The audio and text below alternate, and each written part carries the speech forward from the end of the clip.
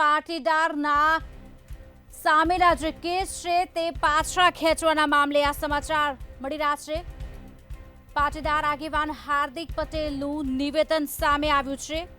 આપને જણાવી દઈએ સમાચાર, જેમાં આંદોલનકારીઓ સામેના કેસો પાછા ખેંચવા બદલ આભાર માન્યો છે। પાટીદાર આંદોલનના રાજદ્રોહના કેસ સરકારે પરત લેતા એક તરફ હાર્દિકે આભાર માન્યો છે।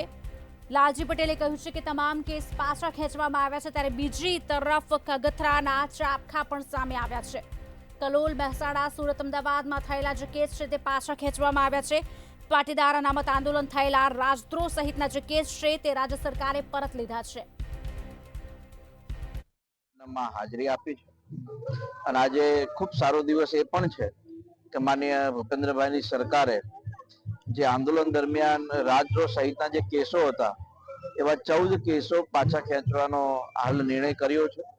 એટલે આજે પુનઃ એકવાર ધાંગધ્રા મારા માટે સુકન્યાળ સાબિત થયું છે અને એની અંદર એ કેસોમાં લગભગ કલોલ, મહેસાણા, સુરત અને અમદાવાદ એવા લગભગ 14 કેસો છે અને લગભગ 30 થી 35 યુવાનોને આ કેસ પાછા ખેંચવાના કારણે લાભ થશે અને આંદોલનના કારણે જે બિન અનામત આયોગ, નિગમ બન્યું, 1000 કરોડ યુવા સ્વાવલંબન યોજના બની અને 10% આર્થિક ધોરણે અનામતનો પણ લાભ મળ્યો।